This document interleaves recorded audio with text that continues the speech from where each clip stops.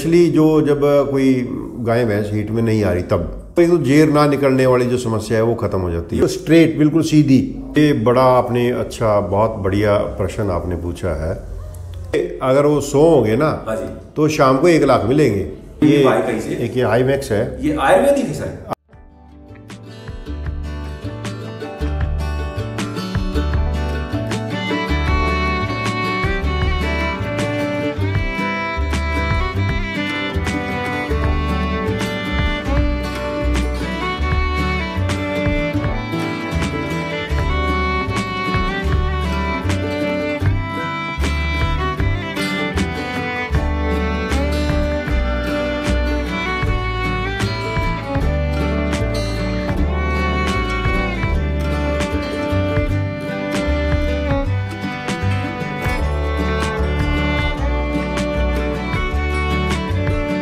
दोस्तों, मैं नरेश आर्य है और आज आपको मैं एक ऐसी विभूति से मिलवाने जा रहा हूँ जो मुझे बड़े सौभाग्य का मेरे लिए दिन है।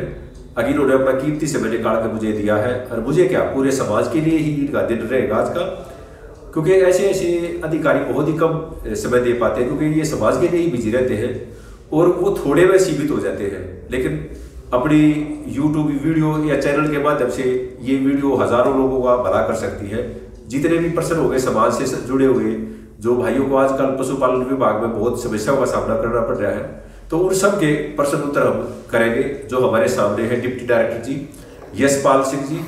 तो ये दिल्ली पशुपालन विभाग में अधिकारी है आज।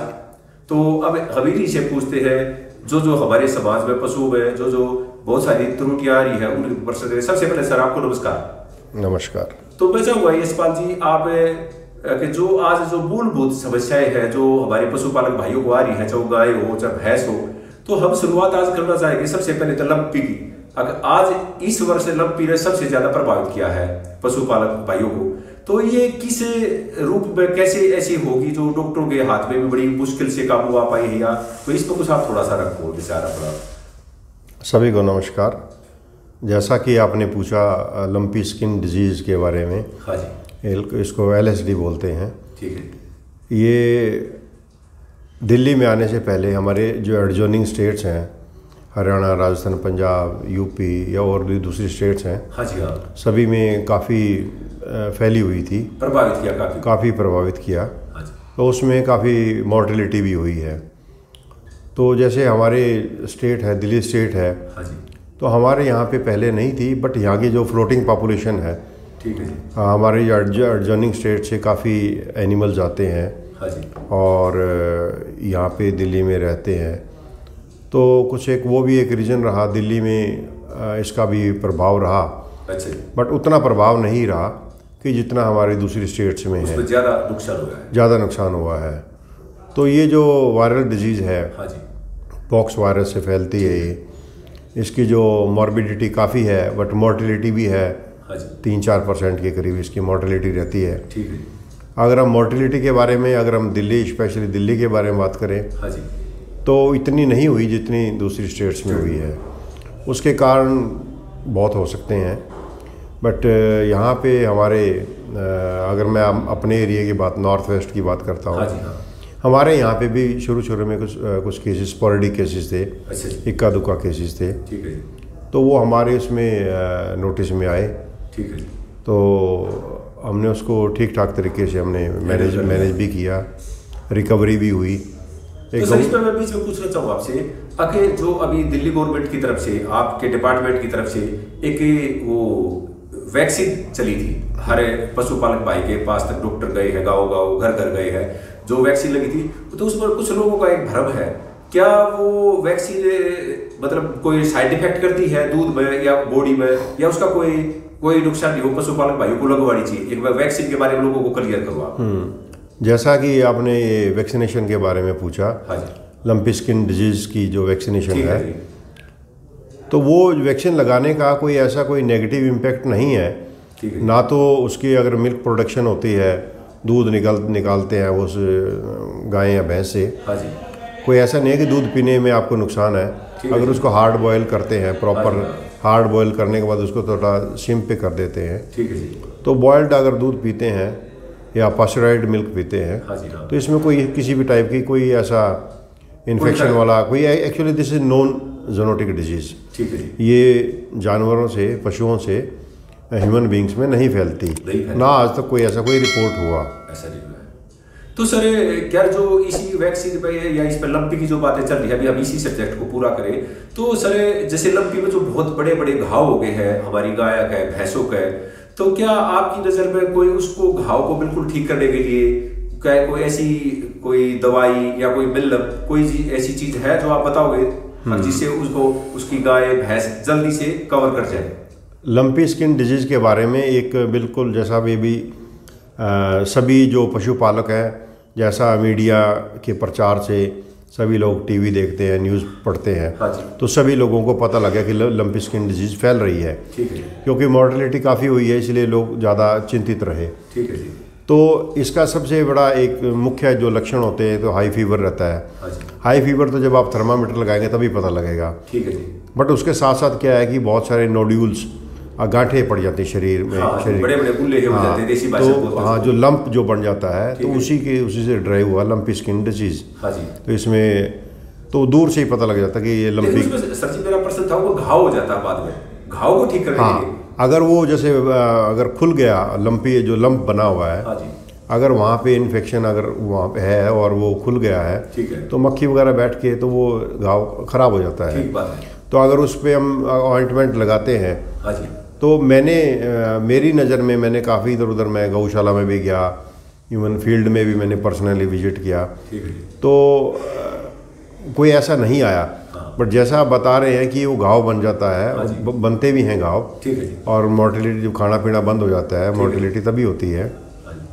तो उसमें एक सिंपल ऑइंटमेंट, जैसे हमारे आर्यु बहुत सारी ऑइंटमेंट्स हैं, ठीक है, अगर वो फ्लाई रिपेलेंट ऑइंटमेंट है, मक्खी ना बैठे, हाँ जी, मक्खी ना बैठे उसके लिए मलहम भी लगाते हैं, कुछ स्प्रे भी लगाते हैं, ठीक है जी, तो वो मैनेज हो जाता है। और साथ में एंटीबायोटिक का जो कवरेज है, एंटीपायरेटिक। फिर भी बचा हुआ सर, जैसे कि पशुपालक भाई जो होता है वो बहुत ही अशिक्षित कह सकते हो, अजानकार कह सकते हो, उसको ज्यादा जानकारी नहीं होती, वो इतना एक्टिव नहीं होता, वो गांव में, खेतों में, राजस्थान में, हरियाणा में, कहीं कहीं अलग अलग ढाड़ियों में भी रहता है, एक छोटा छोटा पशुपालक है। तो उस व्यक्ति तक ये बात पहुंच जाए जिससे वो वहाँ किसी डॉक्टर की मदद भी नहीं मिल पाती हो, तो खुद केमिस्ट से जाकर ले आओ, या अपने घर पे कोई ऐसी मतलब या कहीं केमिस्ट की दुकान से उसको प्राप्त हो जाए, तो मैं ये चाहूंगा कि भाई हर आदमी तक वो दवाई पहुंच जाए जिस तक उसका घर पे ही अपना ट्रीटमेंट वो कर सके। ऐसी कोई मतलब का नाम जिसमें कोई गवर्नमेंट से अप्रूव्ड हो ऐसा, जैसा आप मलहम के बारे में पूछ रहे हैं, हाँ जी, तो ऐसे तो बहुत सारी मलहम है, हम किसी का नाम नहीं ले सकते, फिर भी एक दो आयुर्वेदिक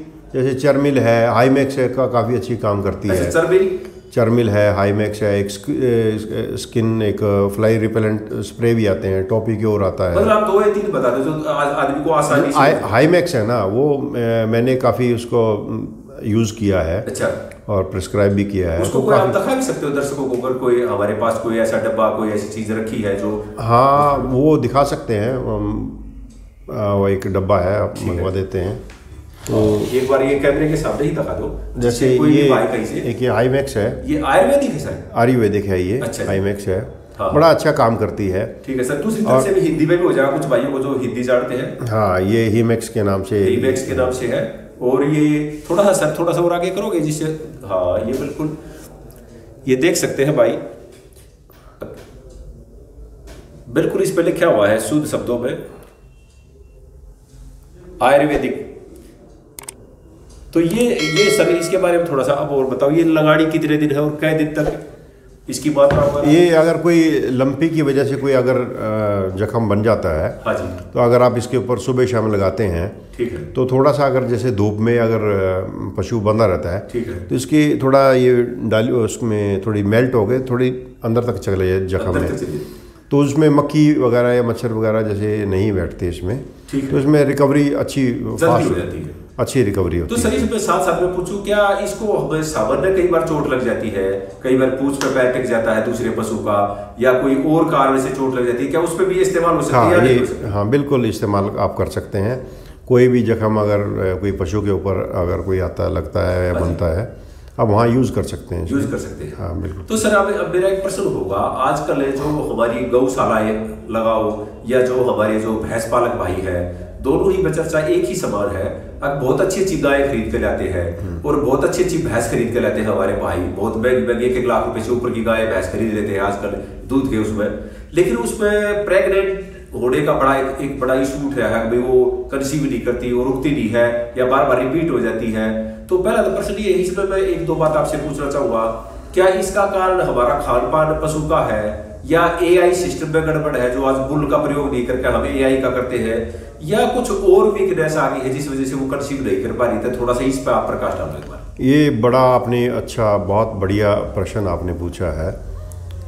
तो मेरी जो स्पेशलाइजेशन है गायनिकोलॉजी में है, तो अगर आप कोई पशु रखते हैं, गाय भैंस या कोई बकरी भी रखते हैं, ठीक है जी, तो बेसिकली तो आप उसको आप प्रोडक्शन और रिप्रोडक्शन के लिए रख रहे हैं। ठीक बात। कि अगर दूध अच्छा देगी, ज़्यादा देगी, अच्छा देगी, ज़्यादा देगी, तब रख रहे हैं। फिर वो टाइमली कंसीव हो जाए, दोबारा तैयार हो जाए, कंसीव हो जाए। ठीक है। तो अगर आप एक गाय या भैंस अगर एक बार डिलीवरी हो गई, ब्याह गई, तो 1.5 महीने का जो पीरियड होता है, इन्वोल्यूशन का पीरियड होता है, उस दौरान तो जो बच्चेदानी को नेक्स्ट उसके लिए कंसेप्शन के लिए तैयार होना पड़ता है। ठीक है जी। तो 1.5 महीने का जो पीरियड होता है, उस दौरान कहीं आते हैं कोई साइलेंट हीट में होते हैं, तो नहीं करवाना चाहिए। अच्छा जी। तो 1.5 महीने के बाद अगले मतलब विदिन 3 मंथ, ठीक है, अगले 1.5-2 महीने में वो हीट में आ जानी चाहिए, दोबारा से हीट में आ जानी चाहिए। ठीक है जी। अगर नहीं आती, ठीक है, अगर वो नहीं आती तो आपको अलर्ट मोड में जाना चाहिए और इमीडिएटली जो एक वहाँ पे पशु चिकित्सक है आपके नियर बाय हॉस्पिटल में, ठीक है जी, आप उनसे कंसल्ट करें। यहाँ पे एक इकोनॉमिक का एक रूल अप्लाई होता है। ठीक है। अगर आप आज की डेट में चारा, कंसनट्रेट, एवरीथिंग इज कॉस्टलियर, ठीक है, तो बहुत महंगी है। तो अगर आप उसको अगर 1 या 2 महीने अगर गाय या भैंस लेट हो जाती है, ठीक है, तो आप इमेजिन कीजिए 6-7 हज़ार रुपये का आपका 1 महीने का नुकसान होता है। हो जाता है। अगर वो 5 या 6 महीने लेट हो गई तो आप कैलकुलेट कर सकते हैं कि कितना नुकसान होता है। ठीक है। तो इमीडिएटली जो गोल्डन जो या थंब रूल यहाँ पर ये है कि आप 3 महीने के अंदर अगर नहीं आती तो हीट में नहीं आती, तो डॉक्टर से आपको इमीडिएटली सलाह लेनी चाहिए अगर आपको इकोनॉमिकली अगर वायबल एनिमल रखना है। अदरवाइज क्या होगा, 6 महीने के बाद आप सोचेंगे कि ये तो आगे कंसीव नहीं करी, फिर आप सोचेंगे इसको डिस्पोज ऑफ किया जाए। कई बार इतने बढ़िया जो गाय भैंस होती हैं, मैंने देखा है, तो मैंने बहुत सारे लोगों को एनकरेज किया है, यार ये आपकी जो भैंस है, गाय हैं, बहुत बढ़िया है, तो आप इसको हॉस्पिटल में दिखाओ। आप उनको बताया, काफ़ी लोग इसे एनकरेज भी हुए। तो ये बहुत ज़रूरी है कि आप टाइमली वो कंसीव कर जाए। अब रही बात कि आप उसको नेचुरल सर्विस से करवाएं या आर्टिफिशियल इंसेमिनेशन से करवाएं। ठीक है जी। अगर आज की डेट में आर्टिफिशियल इंसेमिनेशन का जो हमारे यहाँ पे फैसिलिटी है, तो उसमें बेस्ट तो ये है कि आप उसको एआई से ही करवाएं। क्योंकि बुल अगर मान लो कोई गाय या भैंस अगर कोई बुल के पास आप लेके जाते हैं, ठीक है जी, अगर बुल में इन्फेक्शन है या उस गाय में या भैंस में इन्फेक्शन थी, तो वो बुल को भी इन्फेक्शन दे गई और बुल नेक्स्ट टाइम कोई दूसरा ऑनर लेकर जाएगा उस बुल के पास, तो वहाँ पे भी वो फिर फर्दर स्प्रेड करेगा।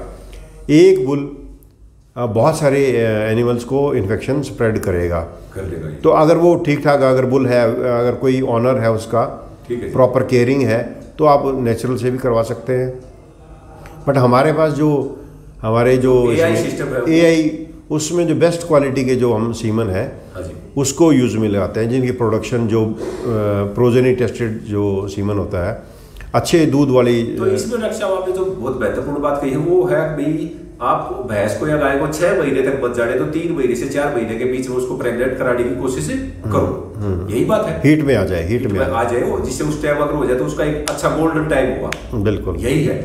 तो डॉक्टर साहब जैसे कि इसमें आजकल में एक चीज और है, आपने बहुत बढ़िया अच्छा एक लोगों के लिए बताई भी ऐसे इस टाइम में उसको प्रेग्नेंट कराओ।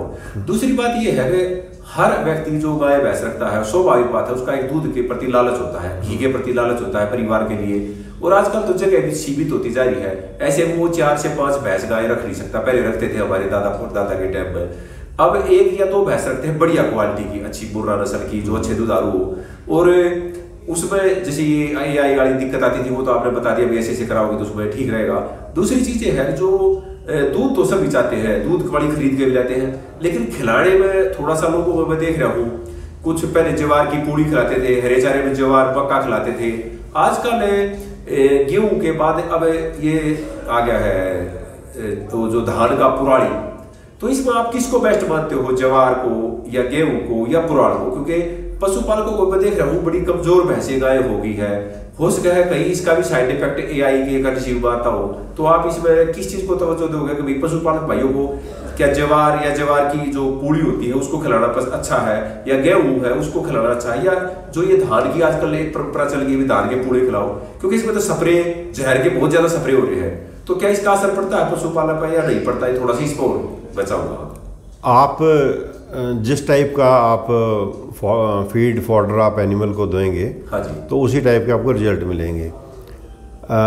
आपने जैसे बताया कि पहले अगर हम पुराने टाइम में अगर जाते हैं 20-30 साल 40 साल पहले की बात करते हैं, तो प्राण नहीं खिलाते थे। बिल्कुल ठीक। प्राण को तो नीचे नॉर्मली बेडिंग में यूज करते थे, बिल्कुल कट करके या आपने एज इट इज या जैसे भी नीचे डाल देते थे। हाँ जी। तो अभी जैसे स्कैर्सिटी है, कम हो रहा है, आपके तूड़ा भी काफ़ी महंगा है। हाँ जी, हाँ। तो एक अल्टरनेटिव उन्होंने तरीका एक ढूंढा है कि इसको भी दिया जा सकता है। लेकिन आपका अपना विचार जिससे पशुपालक भाइयों का भला हो, ये नहीं, भले की बात तो है कि वो तो आपको जो तूड़ा है, हाँ तूड़ा ही देना चाहिए, ठीक है, ज्वार देनी चाहिए, जो बरसिम है बरसिम देनी चाहिए, हरे चारे का। बट आज जैसे अगर हम दिल्ली की बात करें, हाँ जी, तो यहाँ तो लैंड के हिसाब से अगर आप देखते हैं तो बिल्कुल मुश्किल हो रहा है। हाँ, तो उसके लिए तो तूड़ा ही बेस्ट है, और ग्रीन फॉडर है, बरसिम है, ज्वार है, तो वो देने चाहिए। तो आपका अपना विचार तो यही है? वैसे तो मेरा तो विचार यही है, लेकिन ज्वार की पूड़ी या आप तूड़ा खिलाने पे ही आदमी को प्रेरित करना चाहो। हाँ बिल्कुल, उसी में हम उसी में उसका पशुपालक पाएगा, उससे वो समय पर प्रेग्नेंट भी हो सके, उसको दूध का भी ज्यादा अच्छा रिजल्ट। अगर उसकी अभी कंसेप्शन की आप बात कर रहे थे, हाँ जी, तो आज की डेट में तो एनिमल एक बार बांध दिया तो बंधा ही रहता है। चलो जो गाँव है, अगर दिल्ली के देहात की बात करते हैं, वहाँ तो फिर भी थोड़ा बहुत बाहर चढ़ने के लिए भेज देते हैं, तो थोड़ी मूवमेंट होती है, तो मूवमेंट ज़रूरी होती है। जो न्यूट्रिशन है, हाँ जी, हाँ, न्यूट्रिशन मेन है। कुछ अगर पहले तो कुछ बाहर से अगर वो चढ़ के आते थे तो डेफिशिएंसी वगैरह होती थी, वो पूरी हो जाती है।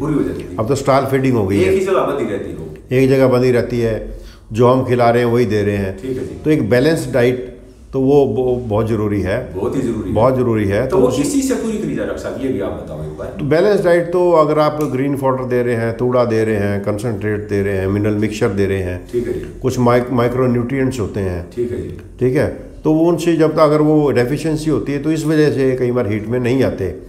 तो डॉक्टर साहब बीच में मैं एक प्रश्न और करूँगा, अगर जो अच्छे दूध वाली जो गाय भैंस होती है उसको पशुपालक भाई कैल्शियम भी पिलाना पसंद करते हैं, तो कैल्शियम का कहाँ तक रोल है? कैल्शियम कितना देना चाहिए, कितने दूध वाली को कितना देना चाहिए, ये थोड़ा सा और बताओ। अगर एक 10 लीटर वाली है, 15 लीटर वाली है, 20 लीटर वाली है, तो उसमें कैल्शियम देना चाहिए नहीं देना चाहिए, देना चाहिए तो कितना? जो कैल्शियम की ये जो कंसेप्ट जो चला है पिछले 30-35 सालों से मैं देख रहा हूँ, हाँ जी, हाँ, जब से मैं इस फील्ड में आया हूँ, ठीक है, तो कैल्शियम का बेसिकली कैल्शियम तो जो हाई यील्डिंग एनिमल हैं उनको जो 30-35 लीटर दूध देते हैं उनको तो इमीडिएट रिक्वायरमेंट होती है। ठीक है जी। जैसे अगर क्रॉस ब्रेड या जो HF की जो गाय हैं, हाँ जी, हाँ, वो हाई यील्डिंग है, या इवन हमारी जो मुर्रा नस्ल है, हाँ जी, जो हमारी जो बेस्ट जो जिसको ब्लैक गोल्ड बोलते हैं, जो 24-25 लीटर, हाँ 24-25-27 लीटर तक दूध देती है। तो जहाँ बहुत ज़्यादा ये दूध देने वाले हैं, हाँ जी, वहाँ के एक्स्ट्रा एक कैल्शियम की ज़रूरत पड़ती है, ठीक है जी, तो वो हमें देना चाहिए। ठीक है। तो वहाँ पे वो बहुत सारी कैल्शियम की तो पूर्ति करता है, साथ में फास्फोरस की भी पूर्ति करता है। तो क्या डॉक्टर साहब जो 10 से 12 लीटर 15 लीटर वाली क्या उसको आवश्यकता है नहीं? अगर आप जो प्रॉपर जो डाइट दे रहे हैं, अगर वो डेफिशिएंट है, हाँ जी, बहुत सारी चीज़ें नहीं पता होती, ठीक है, एक लाइफ स्टॉक ऑनर को ठीक है, या पशुपालक को, उसी लिए बहुत ही हाँ, तो उसके लिए ये है कि आप बिना देखे ही, हाँ जी, आप एक वो दे रहा है कैल्शियम, एक दूसरे को देख कर प्रेरित होकर, एक दूसरे को देख के, तो बेस्ट तो ये, मैं तो यही एडवाइस करूँगा पशुपालकों को। हाँ जी, हाँ, तो हॉस्पिटल में जाएं, डॉक्टर से कंसल्ट करें, तो वो एक देख कर भी बता सकता है कि एनिमल को प्रॉपर देख के बता सकता है कैल्शियम की आवश्यकता है या नहीं? कि हाँ कैल्शियम की आवश्यकता है या नहीं है। हाँ जी, हाँ, नॉर्मली क्या होता है कि अब जो केमिस्ट हैं, ठीक है जी, केमिस्ट को जितने कैल्शियम वो बेचेंगे, ठीक है जी, अब इतने सप्लीमेंट्स आ गए हैं, लोग घर घर में बैठ के भी कैल्शियम बना रहे हैं, ठीक है जी, और वो ऐसे दे रहे हैं, इतना पिला देते हैं तो कुछ तो एक्सक्रीट कर जाता है, वैसे ही गोबर के रास्ते, पेशाब के रास्ते वैसे निकल जाता है। ठीक है, तो उनका जो देने का जो तरीका है वो भी गलत है, वो बिना तो शेक किए। इसमें फिर भी एक जो अच्छे अच्छे डॉक्टर हमारे समाज में नहीं है, बहुत ही चुनिंदा डॉक्टर है हर स्टेट में, अब जो अच्छे डॉक्टर कमाते हैं, बाकी तो डॉक्टर तो सारे के मिल जाएंगे। और आपसे हमारी बातचीत का एक अर्थ समाज को निकलना चाहिए जिससे वो घर बैठे ही थोड़ा सा समझदार हो जाए किसान, जो गरीब किसान है।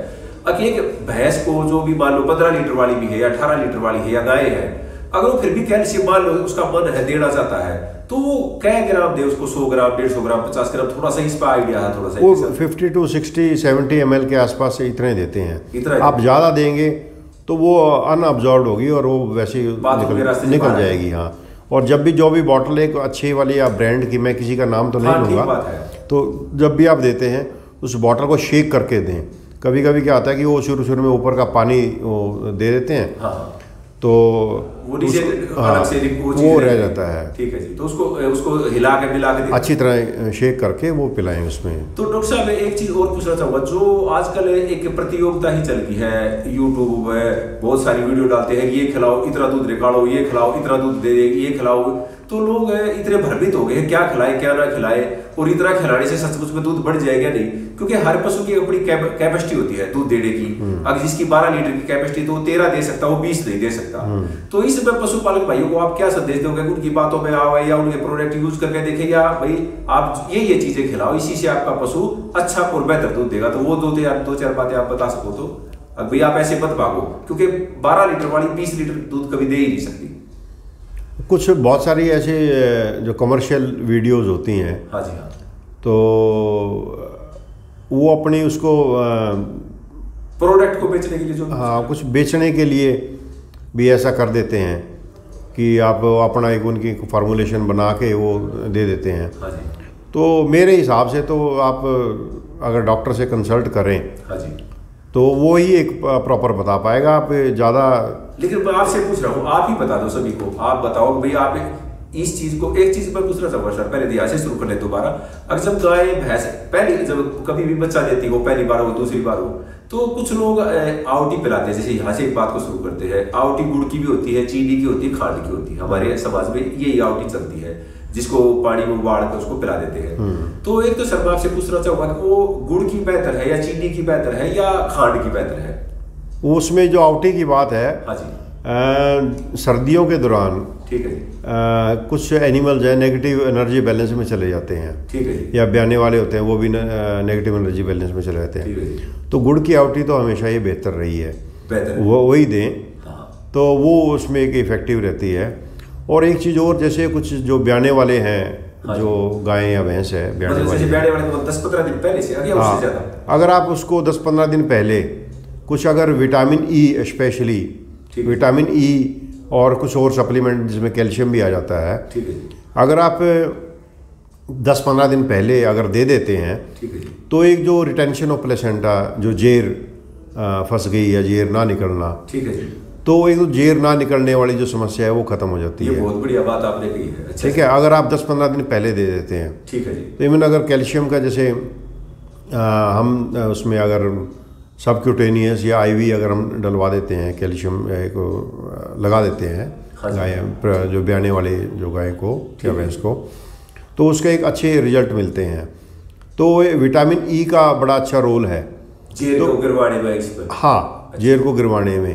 तो अगर वो आपको 10-15 दिन पहले या अगर ब्याने से 2-4 दिन पहले अगर आपका वो पीरियड मिस हो गया है, अगर 2-4 दिन पहले भी अगर आप लगा देते हैं तो ये बहुत बड़ी समस्या है, जिसको हम मिनिमाइज कर सकते हैं। ख़त्म तो नहीं कर सकते, लेकिन हम उसको। तो सर इसमें मैं आपसे पूछना चाहूँगा, इसमें ये जो विटामिन ई जो आपने बताया है, ये क्या सप्लीमेंटों में है या किसी घर पे किसी पदार्थ में भी, ये चिड़े में, किसी बाट पाखर में ऐसा है, या किसी सप्लीमेंट से पूरा हुआ है? उसको तो आप सप्लीमेंट से पूरा कर सकते हैं। अच्छा। उस टाइम पे आपको सप्लीमेंट ही इफेक्टिव रहेगा। अगर उसके बाद जो इसका रोल तो काफ़ी हैं, मल्टीपल इसके रोल हैं आपके for the betterment of animal. अगर जैसे हमारे पास केस आते हैं कि जो ये गाय है इतने दिन की ब्याई होगी या भैंस ब्याई होगी, तो हीट में नहीं आए, तो स्प्राउट है। आज जैसे आजकल हम जैसे जो जिम में जाते हैं वो स्प्राउट भी खाते हैं, प्रोटीन है, उसमें विटामिन ई होता है। जैसे चने हैं, चने को अगर भिगो के 2-4 दिन में अगर वो स्प्राउट हो जाते हैं, तो मैंने वो भी यहाँ पे देखा है कि कुछ, हाँ, उसके रिजल्ट मिलते हैं। तो अगर टाइमली अगर आप उसको 250-300 ग्राम अगर रेगुलर 10-15 दिन दे देते हैं हाँ, मेरे पास यहाँ रिपोर्टिंग हुई है। कई लोगों ने आके बताया है कि ये हमारी जो है वो हीट में आ गई थी, गाय थी। तो 250 से 300 ग्राम अगर चने उसको हर रोज प्रतिदिन खिलाया जाए तो, हाँ, तो जैसे हीट में आने में भी उसको मतलब तो तैयार करते हैं, मदद मिलेगी। हाँ, मदद मिलती है। तो सर इसमें बीच में 7 में परसेंट कर दो। उसमें एक और है, एक जैसे आप ये दे रहे हैं चने, अगर आप हीट में लाने के लिए दे रहे हैं, ठीक है, तो एक जैसे चोकर होता है, छानस जिसको बोलते हैं, नॉर्मली इसको फेंक देते थे पहले। ठीक है जी, ठीक है। अब तो देने लगे हैं। चोकर की बोरी भी लेके आते हैं, तो जो उसको 100-150-200 ग्राम रेगुलर।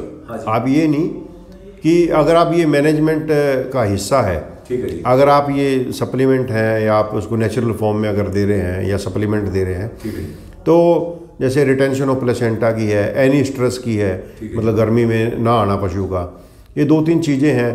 और जो प्रोडक्शन भी मेंटेन रहती है अगर 3-4 चीज़ों का अगर हम ध्यान रखते हैं। दूध का भी रिजल्ट उसका लगातार बढ़ा रहेगा। हाँ, दूध का भी जो क्वांटिटी हो। तो सर अगर फिर भी अगर मान लिया जाए, अगर एक तो ये चने वाली जो बात बताई आपने, चने को वैसे ही पीस के खिलाना है या उसको भिगो कर खिलाना चाहिए? ना, वो एक्टिव फॉर्म में आ जाते हैं, तो उसका वो जैसे चने आप देते हो, अच्छा, उसको अंकुरित करना है? अंकुरित करके स्पेशली जो जब कोई गाय भैंस हीट में नहीं आ रही तब उसको तो अंकुरित करने हैं 250 से 300 ग्राम, और उसको रेगुलर 1 हफ्ता 10 दिन 15 दिन खिला सकते हैं। तो उसमें उसके बाद अंकुरित करके उसको थोड़ा कूट पीट कर ऐसा खिलाने में ज्यादा बेहतर रहेगा शायद। नहीं, कूट पीट के नहीं, वो वैसे ही खिला उसको वैसे खिला। तो डॉक्टर साहब अगर बाई चांस आपने बहुत ही बढ़िया परसेंट जेर का उठाया था, इससे विटामिन ई से वो पूरी हो जाएगी। अगर फिर भी मान लिया जाए किसी की गाय भैंस ब्यागी है और वो जेर को गिरने में थोड़ा डिले कर रही है, लेट कर रही है, तो ऐसे साधारण 4-5 घंटे तक वेट करता है आदमी, तो क्या ऐसी कोई चीज है जैसे हमें भाई 10 से 12 घंटे भी कई बार कोई गाय भैंस जेर गिरने में लगा देती है, वो थोड़ा फास्ट गिर दे? अगर शुरू में अगर किसी को थोड़ा लगा, अगर किसी पशु की ऐसी हिस्ट्री है कि वो जेर की अगर समस्या रहती है, जेर रिटेन करती है, तो शुरू में आप जैसे ऑक्सीटोसिन का इंजेक्शन है, तो अगर 2-1 ml अगर उसमें लगा देते हैं, तो शुरू के वो 3-4 घंटे के अंदर लगा देते हैं। लेकिन ये ऐसे नहीं लगाना चाहिए। ये कोई आप हमेशा ही, अगर उसमें कोई प्रोलैप्स की अगर दिक्कत अगर रही है, जिसको पीछा दिखाना, अगर ब्याने से पहले अगर हिस्ट्री रही है, तो उस टाइम पे ये नहीं लगाना चाहिए। अगर नॉर्मल रहा है तो उसमें भी थोड़ा फ़ायदा रहता है कि टाइमली उसमें जो जेर गिर जाती है, हाँ, उसमें तो फिर भी अगर एक साधारण किसान को जेर का कितने देर तक वेट करना चाहिए जिससे वो भाई कोई चीज? नॉर्मली 8-10 घंटे तक तो गेर देनी चाहिए। हाँ, ये बेसिकली जेर तो ये एक फॉरेन बॉडी है, तो इसको निकलना ही निकलना है और जाएगी ये तो। डॉक्टर साहब यहाँ की एक पर्सन और है, अगर आजकल समाज में 2 एक बातें चली हुई है, विपरीत है। एक तो जब जेर अगर पशु नहीं गिरता तो उसमें कुछ डॉक्टर कहते हैं इसको निकलवाओ हाथ से, अंदर इन्फेक्शन हो जाएगा, ये गड़बड़ हो जाएगी, गाय भैंस बीमार होकर मर जाएगी। एक है अब भाई कुछ डॉक्टर कहते हैं नहीं, इसको ऐसे ही धीरे धीरे अपने आप निकलेगी, कट कट के छोटा छोटा, हमारी देसी भाषा बोलते हैं, टुकड़ों में। तो इसमें कौन सा फार्मूला किसान को अपनाना चाहिए, वो आप बताओ थोड़ा सा। देखिए, आप जो कह रहे हैं कि डॉक्टर कहते हैं, अब मुझे नहीं पता कि कौन से डॉक्टर ने ये कही बात, बट मेरा जो पर्सनल व्यू है ये है कि जेर तो वो निकल जाती है। अगर नॉर्मली दिक्कत क्या होती है, जेर लटक रही है ठीक है जी। तो वो आपको गंदी लगती है, वो गंदी लगती है, भाई मक्खी बैठ रही हैं उसके ऊपर, गंदगी सी आई है, वो थोड़ा जो फ्लूइड है उसका, ठीक है जी। जो रेडिश कलर का है वहाँ पे वो डिस्चार्ज आ रहा है, ठीक है जी। तो गंदी लगती है। तो उसको कहीं तो लोग क्या करते हैं, आप जैसे जो वल्वर लिप्स है, हाँ जी, वहाँ तक उसको काट देते हैं, ठीक है जी। काट के बाकी जो नीचे लटकी हुई है वो तो आपने डिस्पोज ऑफ कर दी, ठीक है जी। फेंक दी, तो बाकी है वो भी निकल जाएगी, ठीक है जी। तो उसमें दवाइयाँ वगैरह भी दे देते हैं। हाँ, तो अगर निकालने की बात है, ठीक है। ये तो मैंने अगर नहीं निकालनी आपको, तो उसका आप अगर एक निकालने है, हाँ जी। निकालने के लिए अभी क्या है कि हमारे इस प्रोफेशन में लेमैन बहुत आगे हैं, अच्छा जी। जैसे जो क्वैक्स जिसको बोलते हैं, वो सभी डॉक्टर बने हुए हैं। ठीक है जी। अब उसके आप एंटीसेप्टिक या जो एक जो प्रिकॉशन है वो लेते नहीं है, हाँ जी। तो सीधा हाथ डाला और जो फंसी हाथ में आई तो उसको खींच के निकाल दिया। ठीक है जी। अब उसके जो कॉटिलेडन्स होते हैं, जो बटन होते हैं, वो उनको धीरे धीरे करके, वो पेशेंस चाहिए होता है उसमें, ठीक है जी। आप धीरे धीरे इनको आपस से खोलना पड़ता है, ठीक है जी। खोल के फिर उसको स्लो तो वो तब निकालनी होती है। ठीक है जी। तो वो क्या करते हैं, जो जितना हाथ में आया उसको खींचा, तो खींच के अपना ब्लीडिंग भी हो जाती है, प्रोलैप्स भी हो जाता है, वो दिक्कत हो जाती है। तो उसके बाद जो मेडिसिन रखनी होती है, ठीक है जी। अब मेडिसिन भी रखने का भी उसका तरीका है, तो वो उसमें मैं अभी यहाँ नहीं आपको बताऊँगा, ठीक है जी। क्योंकि वो उसका तरीका है, प्रॉपर एक तरीका है कि कैसे रखनी है। ठीक है। तो अगर आपने निकलवानी है तो कोई डॉक्टर, एक प्रॉपर कोई डॉक्टर आए जिसको, हाँ, ठीक है, जो डॉक्टर हो, बिल्कुल। हाँ डॉक्टर हो तो उससे निकलवाएं। अगर नहीं निकलवानी तो उसका तरीका, तो उसमें कुछ लोग वेट भी बांध देते हैं, हाँ, हल्का वेट, हमारे देहात में कोई भी वजन कर उसको लगा देते हैं। हाँ, तो उसमें भी वो स्लो वो निकल जाती है, उसमें भी कोई ज़्यादा दिक्कत नहीं। अगर फिर भी अगर रह गई, ठीक है जी। तो रह गई तो उसमें कोई ऐसी समस्या वाली बात नहीं है, आप डॉक्टर से कंसल्ट करें। हाँ जी, हाँ। इंजेक्शंस होते हैं, एंटीबायोटिक्स लगते हैं साथ में, ठीक है। तो वो आप लगाते हैं तो बिल्कुल ठीक हो जाती है, कोई दिक्कत नहीं आती। तो डॉक्टर साहब, एक चीज़ और मैं पूछना चाहूँगा आपसे, कि जैसे जो गाय भैंस आजकल, तो आप दिल्ली में हो, दिल्ली गवर्नमेंट में हो, और यहाँ तो अब बाहर खुलेगा सथा, जैसे अभी आपने चर्चा की थी, पहले गाय भैंस बाहर जाती थी, वो कुछ खा के आती थी जड़ी बूटियाँ, अब ऐसा नहीं है, अब एक ही खूटे में बंधी रहती हो। तो इसमें जो गाय भैंस छत के ही नीचे रहती है, वो बाहर निकलती ही नहीं, धूप नहीं आती, तो इससे जो विटामिन डी की चर्चा करते हैं, विटामिन डी की कमी होगी, क्या किसी गाय भैंस में ऐसा सच है, या इसमें कुछ और भी कमियां हो जाती है, इसका कोई साइड इफेक्ट अंदर हो या बाहर हो, इसका कुछ नहीं, फ़र्क तो रहता ही है। अच्छा जी। आप जो धूप है, हाँ जी। धूप का आपके जो हाइपोथैलेमस के ऊपर, हाँ जी। तो उसके ऊपर इफेक्ट आता है, तो वो आपका सारा जो हार्मोन जो रेगुलेशन है, हाँ जी। वो रेगुलेट कराता है, धूप का तो इफेक्ट रहता ही है। तो पशु को अगर आप बहुत आवश्यक है। हाँ बिल्कुल, धूप आवश्यकता है, बहुत ज़रूरी है। तो उनको अगर घुमाने की जगह नहीं, तो कोई थोड़ी देर के लिए किसी पेड़ वेड़ के नीचे, या अगर आपके पास थोड़ा स्पेस है, तो धूप में तो बांध देना चाहिए, धूप तो बहुत ज़रूरी है। ठीक है।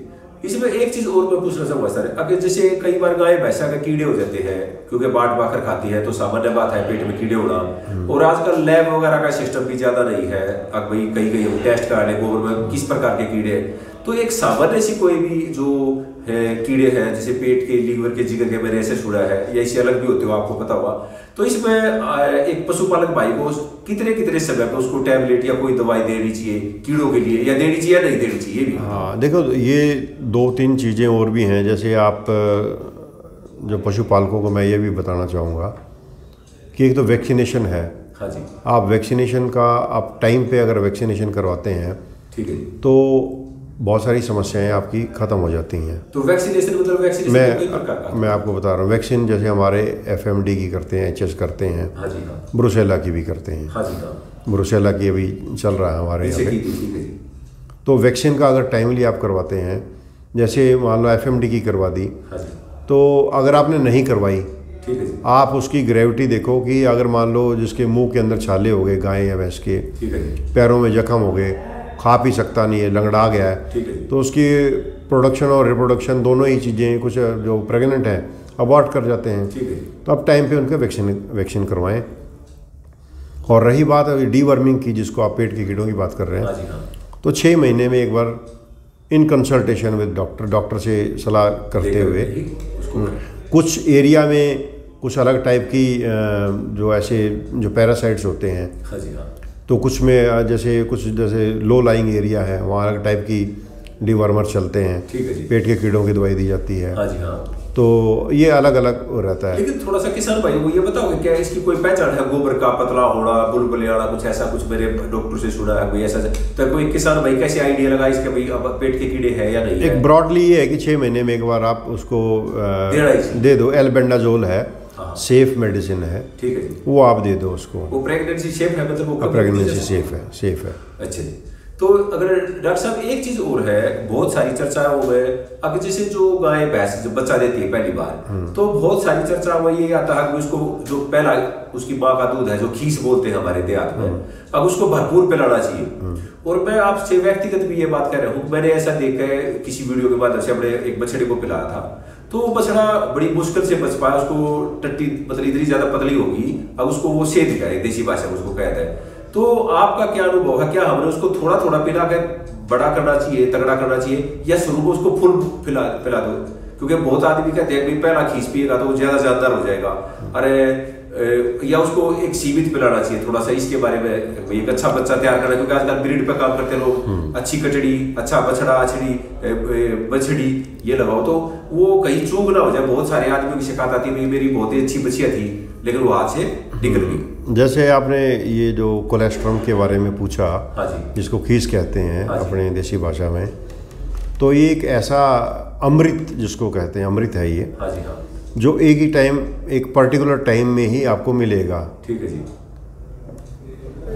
जब डिलीवरी हुई, आपने भैंस या गाय ने बच्चा दिया, ब्याई, हाँ जी हाँ, तो उसके 4-5 दिन 6 दिन तक कोलेस्ट्रॉम रहता है। ठीक है। अब जो एक बेबी है, बाछड़ा है, बछिया है, काटड़ा है, कटिया है, ठीक है जी, तो उसको शुरू में जो माँ का दूध है, हाँ जी, कोलेस्ट्रॉम या खीस जिसको बोलते हैं, ठीक है, वो पिलाना बहुत ज़रूरी है। अगर आप बहुत ज़्यादा पिला देंगे हाँ जी, तो उसमें कई बार दिक्कत हो जाती है। तो आप उसको थोड़ा थोड़ा सीमित मात्रा में आप थोड़ा थोड़ा करके पिलाएं। ठीक है। एक तो उसकी जो फर्स्ट जिसको म्यूकोनियम बोलते हैं, जो उसका जो लेटरिन जिसको आप कहते हैं ना, गोबर, हाँ, थोड़ा सा एक पार्ट होता है, ठीक है, उसके अंदर होता है, उसका पास होना बहुत ज़रूरी होता है। ठीक है।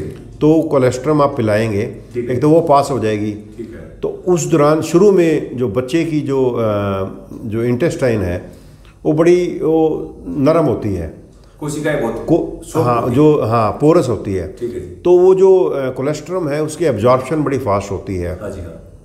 तो वो उसको बचाने के लिए मैटरनल एंटीबॉडी जिसको बोलते हैं, ठीक है, वो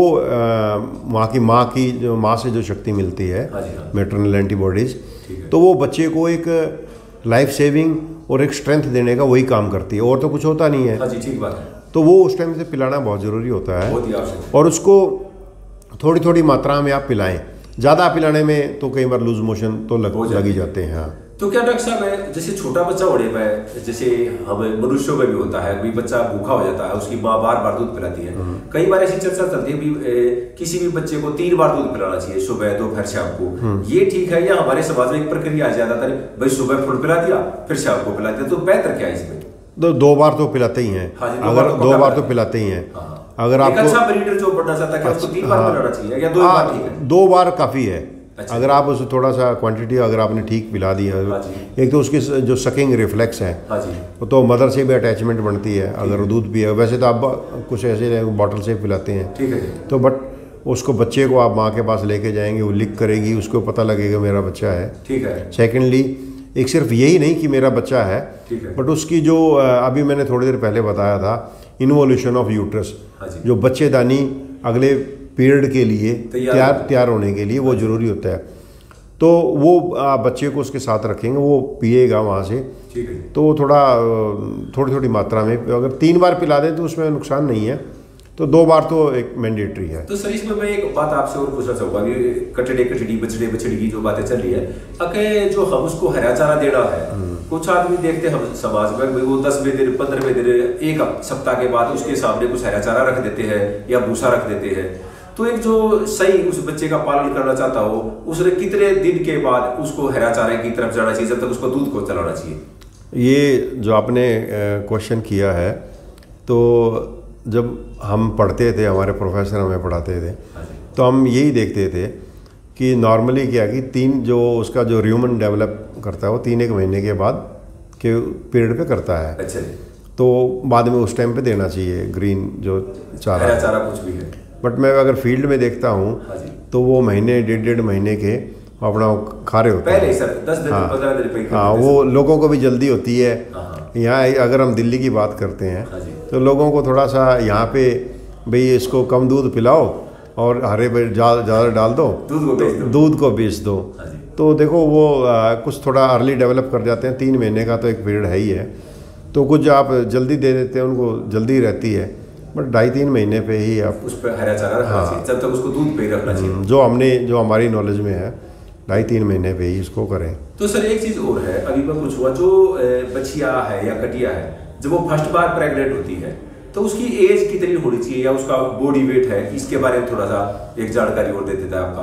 वैसे जो प्रॉपर एक एनिमल को मतलब कंसीव करने के लिए, हीट में आने के लिए, हाँ जी, ये अगर हम कटिया की बात करते हैं, ठीक है जी, 2-2.5 साल की करते हैं, ठीक है, 2-1 साल में तैयार हो जाती है, ठीक है। अगर उसको तैयार कभी कभी क्या होता है कि वो फिजिकली तो आपको लगता है, बाहर से अगर बॉडी देखते हैं तो बिल्कुल तैयार लगती है, ठीक है जी। अगर उसको पर रेक्टल अगर हम बच्चेदानी हम चेक करते हैं, हाथ डाल के चेक करते हैं, तो वो बच्चेदानी पूरी तरह डेवलप नहीं होती। बाहर से बॉडी हो जाती है, बाहर से बॉडी तो आपको लगेगी। हाँ, ये बहुत सारे केसेस मैंने देखे हैं। ठीक है जी। तो इन्फेंटाइल जेनिटेलिया बोलते हैं उसको। आप बच्चे देखेंगे, बच्चे की जो आकार है उसकी जो बच्चेदानी का, वो पेंसिल टाइप है, ठीक है जी। होता तो ऐसे ही है, बट वो पूरी तरह डेवलप नहीं होता। तो उस टाइम हम सप्लीमेंट के लिए हम रिकमेंड करते हैं कि आप सप्लीमेंट्स दो 2-2.5 महीने। मैं सर आपको बताऊंगा, मेरे ही गांव में एक ऐसी घटना घटी। अब वहाँ एक बछड़ी थी कोई 1.5 साल के आसपास की, तो उन्होंने प्रेग्नेंट करा दी। वो बहुत तगड़ी थी बाहर से, लेकिन जब उसने बच्चा दिया तो वो बच्चेदानी के बाहर निकल नहीं पाया, क्योंकि बच्चा किसी अच्छे फूल काटे क्या उसके, तो जिससे बच्चे ने अंदर ही अच्छा विकास कर लिया। जब उसका ब्याने का टाइम आया तो वो बच्चा बाहर नहीं निकल पाया, जिससे उसकी बच्चे की माँ की दोनों की मृत्यु हो गई। हाँ, ये जो आपने जो बात बताई है इसको बोलते हैं फीटो पेल्विक डिस्प्रपोर्शन। अच्छा। जो बच्चे का जो साइज बड़ा है, हाँ जी, हाँ, और जो उसकी जो पेल्विस है, जो निकलने वाला, हाँ, वो पेल्विस तो अंडर साइज है। हाँ जी, हाँ, तो वो दोनों का मिसमैच हो गया। इसकी वजह से ना तो आप बच्चे को निकाल सकते, हाँ, हाँ, ना, हाँ, या फिर उसका ऑपरेशन हो। उसका तो ऑपरेशन बनता था, ठीक बात, ऑपरेशन की सुविधा है नहीं। ऑपरेशन की अभी हमारे यहाँ जैसे अब करते हैं, कुछ नहीं भी होता है। तो वो मैं एक चीज और पूछना चाहूंगा, जो कुछ भाई दूध बढ़ाने के लिए थोड़ी चर्चा करो दोबारा से, क्योंकि दूध का एक सबसे मुख्य एक हमारा है, सब आदमी दूध के लिए ही रखते हैं, चाहे दूध बेचते हो चाहे घर में पीते हो। अगर कुछ चलो कैल्शियम भी देते हैं, कुछ फीड देते हैं, सप्लीमेंट देते हैं, बाट बाखर में अपना अपने क्षेत्र के हिसाब से लोग खिलाते हैं, वो सब अच्छा है, किसी की बुराई करने की आवश्यकता नहीं। जैसे जैसा कोई राजस्थान को बिहार में है, कोई उड़ीसा में, कोई दिल्ली देहात में, हरियाणा है, तो कुछ लोग तेल का प्रयोग करते हैं दूध को बढ़ाने के लिए या फैट को बढ़ाने के लिए, सरसों के तेल का प्रयोग करते हैं। तो इसमें आपका क्या विचार है, तेल देना चाहिए या नहीं? और देना चाहिए तो उसकी मात्रा कितनी होनी चाहिए? जो सरसों का तेल का जो है, मैं भी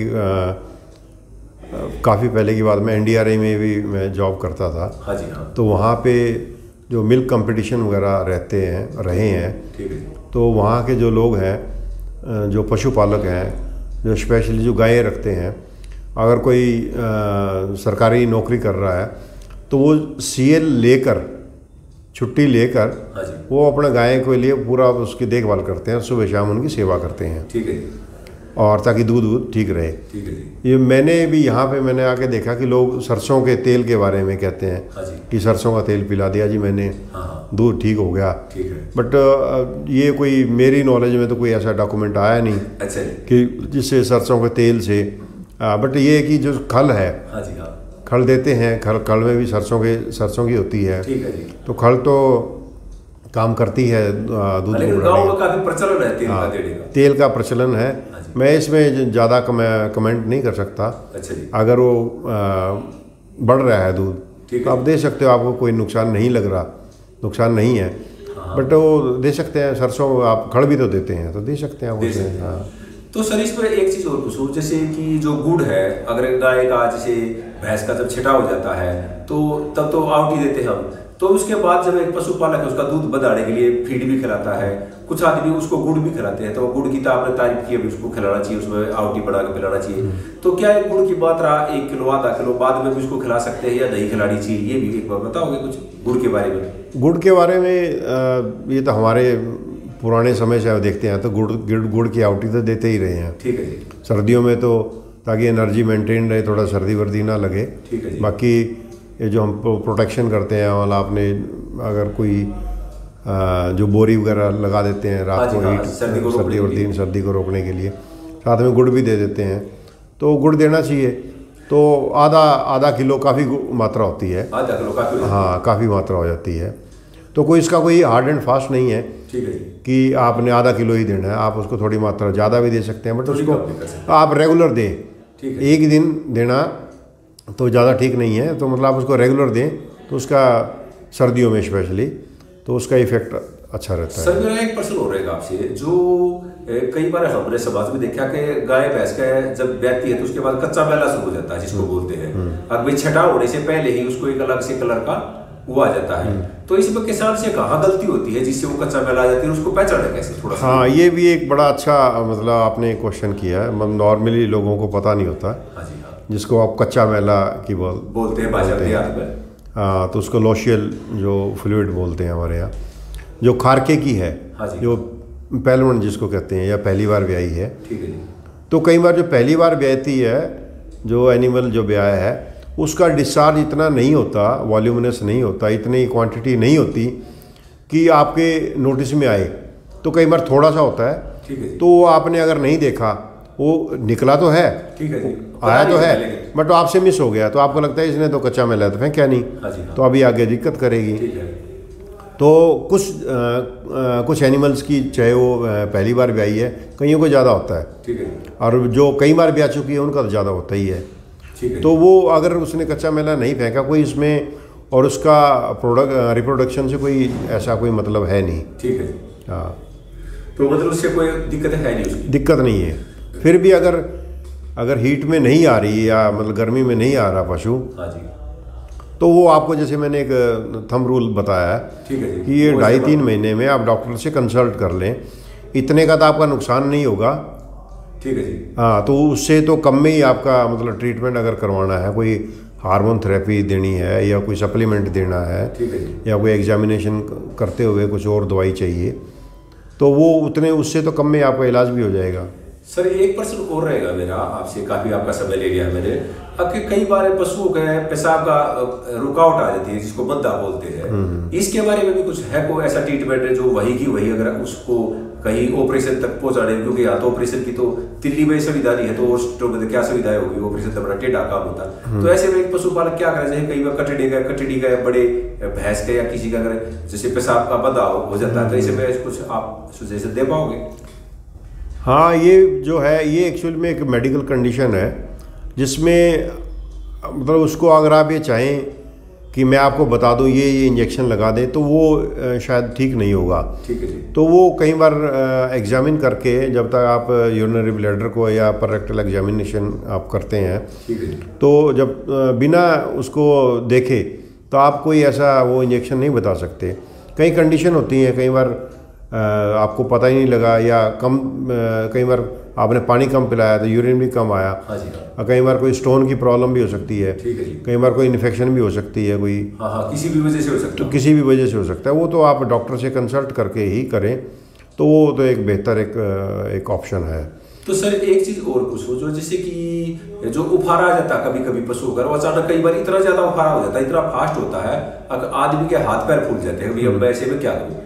तो ऐसे में कोई ऐसी चीज है जो एक पशुपालक भाई अपने घर पर ऑलरेडी रखे, जो डेयरी फार्मर है जिसके पास कई पशु है, अगर भाई अचानक आने में जब तक डॉक्टर आपके पास तक पहुंचे तब तक आप उफारे में ये चीजें दे सकते हो, क्योंकि उफारा भी कई बार पशु की जान ले लेता है। ये जो आपने क्वेश्चन किया, जिसको हमारे यहाँ अफवारा या टिम्पनी बोलते हैं, तो बहुत पहले तो ये चीज़ें होती थी कि आप जब तक गए डॉक्टर से मिलने गए, तो जब तक वो एनिमल कोलैप्स हो गया, खत्म हो गया। आज की डेट में हमारे जो पशुपालक है बहुत जागरूक हैं, और वो बहुत सारी ऐसी चीज़ें, अगर जिसने कोई डेयरी फार्मिंग की हुई है वो रखते भी है, बहुत सारी दवाइयाँ रखते हैं। ठीक है जी। जैसे आपका ये ब्लोटोसिल है।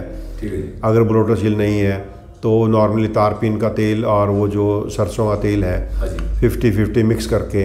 तो 50-50 भी सर, जैसे 50 ग्राम या 100 ग्राम जैसे कि? हाँ, तो आपने जैसे 200 ml के करीब आपने सरसों का तेल दे दिया, ठीक है जी। 200 ml दूसरा TT ऑयल या तारपीन का तेल दे दिया, दोनों को मिक्स 400 करके। ml कर दे। हाँ, 400 ml 2 बार में, दो बार में, दो बार में ठीक है। आपने उसे ड्रेंच से दे दिया। ठीक है। बट जब आप ड्रेंच देते हाँ हैं जी। या नाड़ से देते हैं ठीक है जी। तो एक तो जीभ नहीं पकड़नी होती। ठीक है जी। अगर आपने जीभ पकड़ ली हाँ। तो वो आपका नुकसान वो वाला तो बाद में होगा, उससे पहले और हो जाएगा। तो वो आपके जो फेफड़ों में या आपकी जो सांस की नली में चला जाएगा, तो वो बहुत मुश्किल फिर होगा। मतलब उसको दो, लेकिन सावधानी से। आप सावधानी से दो। आप उसकी इतने वॉल्यूम को 400 ml को आप 2 बार दे दो। आप एक बार की बजाय 2 बार दे दो। ठीक है जी। तो वो दो।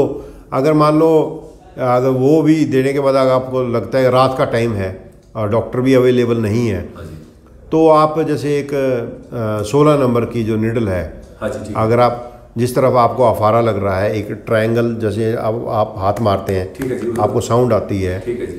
तो अगर आप सुई अगर उसको मार के उसमें अगर प्रिक कर देते, बट उससे सुई मारने से पहले उस एरिए को आप साफ़ कर लें। अच्छा जी, किसी कपड़े से साफ़ करके फिर उसका आप डेटोल अगर सिपरेट वगैरह है, ठीक है जी, तो उससे साफ़ करके अगर आप सुई मार के उसको स्ट्रेट बिल्कुल सीधी वो पेट के अंदर र्यूमन के अंदर वो टच करेगी, आप देखेंगे कि एकदम से आपको गैस निकलती हुई दिखाई देगी, महसूस होगा, एकदम साउंड भी आएगी। तो उस सुई को आपको स्ट्रेट रखना है। अच्छा, स्ट्रेट रखना है, ठीक है। तो ये तो मैं ये नहीं कह रहा कि आप ऐसा करें, तो डॉक्टर के पता हो तो ऐसे नहीं करें। हाँ, ऐसा ना करे तो बाद में कई बार इसमें भी कई बार और प्रॉब्लम आ सकती है, अगर उसको जानकारी पेरिटोनाइटिस हो जाती है। तो वो एक है कि लाइफ सेविंग है, तो बाद में उसको उन चीज़ों को तो फिर डॉक्टर भी बाद में देख लेंगे। ठीक है जी। तो वो इमरजेंसी है उस पशु को उसी टाइम बचाने के लिए। हाँ, उस टाइम पे हम ये जैसे अगर आपने जो तारपीन का तेल और ये जो ऑयल है, ठीक है जी, अगर आपने प्रॉपर अगर वो सुई पेट के अंदर है, ठीक है जी, क्योंकि उसको सुई को कंट्रोल करना बहुत मुश्किल होता है, ठीक है, क्योंकि जैसे र्यूमनल मूवमेंट्स होते हैं, पेट मूव करता है, तो सुई भी मूव करेगी, कई बार वो बाहर निकल जाती है।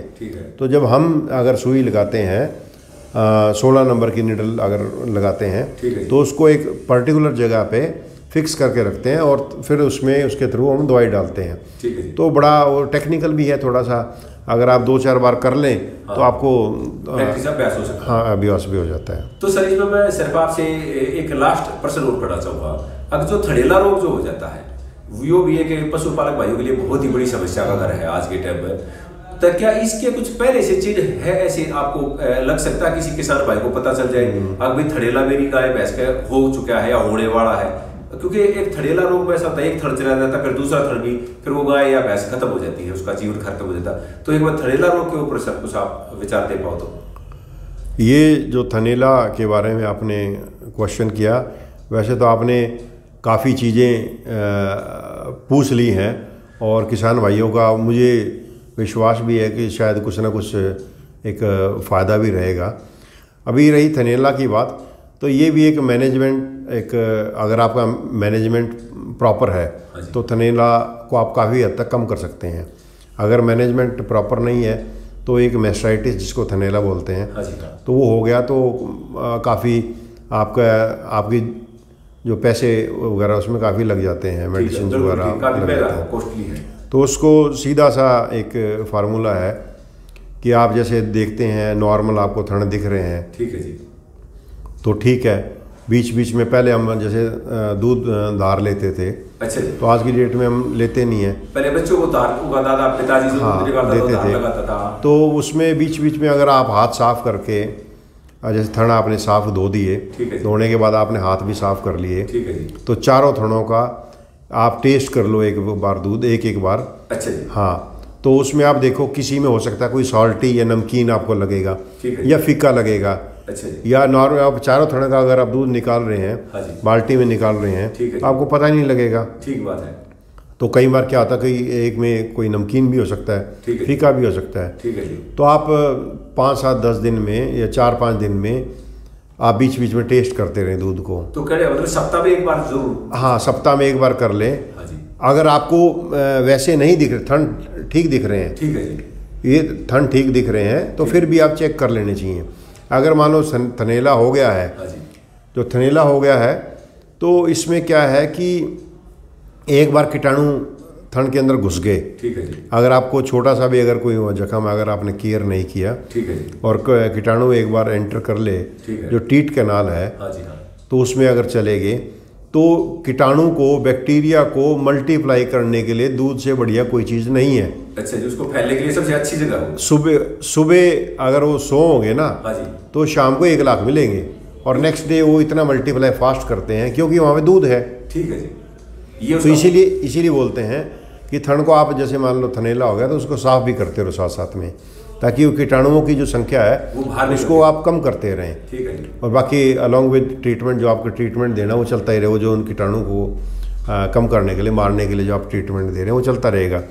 तो ये मोटा मोटा तो ये है थनेले का, यही थनेले का। इसमें सावधानी सर क्या बरता, थोड़ी सी जो थनेला पहले से हो नहीं, थोड़ा सा हाँ, तो उसमें जैसे आप दूध, जैसे कई बार जो ड्राई करते हैं हम, जैसे लास्ट में जो छोड़ते हैं हम, ठीक है जी, तो उसमें कई बार हम एक ऑइंटमेंट है वो जो थन के अंदर चढ़ाते हैं, ठीक है जी, तो वो चढ़ा के छोड़ देते हैं। ठीक है, जब आपने ड्राई करना है ठीक है, तो चारों थनों में चढ़ा के आपने छोड़ दिया। ठीक है, एक तो वो हो गया। अब दूसरा मैंने ये बताया कि अब थन को ये दो दूध है उसको चेक करते रहो, तो बीच बीच में आप टेस्ट करते रहें, चारों थनों का अलग से हाथ धोकर, थन धोकर, और अच्छी तरह चेक करें। कई बार क्या होता है, हाथ की मिट्टी आपको टेस्ट अलग देगी, आप सोचेंगे कि गड़बड़ ठीक है। बात है। तो एक ये है, फिर बीच में आप जो सिपरेट है, बीटाडीन है, थनों वनों को लगा लो। KMNO4 है, पोटाश जिसको बोलते हैं। ठीक है जी, जब आप थन धोते हैं, ठीक है, अगर आप KMNO4 के पानी से अगर आप उसको धो लेते हैं, ठीक है, एक जैसे कोई बॉटल में आप पानी बना के रख लें, ठीक है जी, एक बार स्प्रे किया, पहले थन नॉर्मल उससे पानी से या धो किसी लिया। गिलास में डाल के उसको डुबो सकते हाँ, हैं, ऐसा नहीं? डिप कर देते हैं, ऐसा भी डिप भी करते हैं। ठीक है, हाँ, तो अगर आपको कोई थन में स्वेलिंग लग रही है, आपको हाँ कहीं लाल दिख रहा है, ठीक है, तो आप इमीडिएटली उसको आप डॉक्टर से कंसल्ट करें। ठीक है जी, आप अपने आप ना दें। कई बार कोई ज़रूरी नहीं है कि बहुत महंगी दवाई से ही आराम आएगा, सिंपल एंटीबायोटिक से भी आराम आ जाता है। ठीक है जी, ठीक है, तो ये चीज़ें हैं। आप डॉक्टर से अपना पूरा संपर्क में रहें और उनका कॉन्टैक्ट नंबर भी रखें। कभी कभी क्या होता है कि डॉक्टर ये भी बता देता है, भाई अब ये ट्रीटमेंट दे ले, ताकि इमीडिएट कंट्रोल के लिए कल आप हॉस्पिटल में ले आओ। मतलब घर पर बैठे बैठे हेल्प कर सकता है। हाँ, तो अब आज की डेट में हाँ, ठीक मोबाइल सभी के पास है, सभी के पास सभी का नंबर होता है, है जी, तो इंजेक्शन भी लगा लेते हैं प्रॉपरली। ठीक है, तो ये है कि आप उसको थनेला का आप कम करेंगे, आपकी प्रोडक्शन भी ठीक रहेगी, आपको गाय और भैंस रखना भी एक आपको अच्छा लगेगा। अदरवाइज़ तो ये लगता है कि ये तो मुश्किल हो गई है, इतना महंगा ट्रीटमेंट हो गया है। सही बात है, हर चीज़ तो अगर आप डॉक्टर के पास जाते हैं तो कम से कम आपको सलाह तो बढ़िया मिलेगी। ठीक बात है, बाकी तो जो होगा ट्रीटमेंट तो है ही अलग है। बात है। हाँ, वो अलग बात होगी। एक आपको प्रॉपर सलाह मिलना वो बड़ा इम्पोर्टेंट है। ठीक है जी। तो ये इंच तो ये थे हमारे साथ डिप्टी डायरेक्टर जी, जो दिल्ली गवर्नमेंट में पशुपालन विभाग में सेवा दे रहे हैं, और इन्होंने आज अपना इतना कीमती समय हमारे लिए निकाला है, तो मैं इनका दिल से धन्यवाद करता हूँ। और दोस्तों, जो भाई इस वीडियो को देख रहे हैं और देखेंगे, उनसे मेरी यही रिक्वेस्ट है, इसमें बहुत सारे प्रश्न मैंने किए, काफी लंबी वीडियो होगी है, इतनी मेरी इच्छा नहीं थी क्योंकि बहुत लंबी वीडियो है ये। और इसके बावजूद भी किसी भाई का अलग से प्रश्न रह गया हो तो कमेंट बॉक्स में डाल सकता है, और जब भी कभी सर हमें समय देंगे, अपना कीमती समय, तो मैं दोबारा से प्रयास करूंगा, एक इनसे रिक्वेस्ट करूंगा। इन्होंने मेरा एक इनसे अपील की थी, इन्होंने उस अपील को स्वीकार किया, तो मैं इनका दिल से धन्यवाद भी करता हूँ। और आप लोगों से यही उम्मीद करता हूँ कि इस वीडियो को थोड़ा लोगों तक भेजना, जिससे जो बिल्कुल देहात में, गाँव में एक बिल्कुल झोपड़ी में रहने वाला किसान है, जो गरीब है, वहां तक ये पहुंचे, तो उसको कुछ लाभ मिल जाए शायद। और फिर भी अगर आप लोगों को लगता हो इस वीडियो में कुछ प्रश्न छूट गए हैं मुझसे, तो आप कमेंट में डाल सकते हो। कभी फिर सर से टाइम लेंगे तो उस पर फिर अलग से चर्चा कर लेंगे, या सर उस कमेंट बॉक्स में अपना कोई कमेंट डाल देंगे। तो इस वीडियो में दोस्तों इतना ही, फिर किसी नई जानकारी के साथ आपसे मुलाकात करेंगे। तब तक के लिए जय श्री कृष्ण, जय गौ माता। तो डॉक्टर साहब नमस्कार। नमस्कार।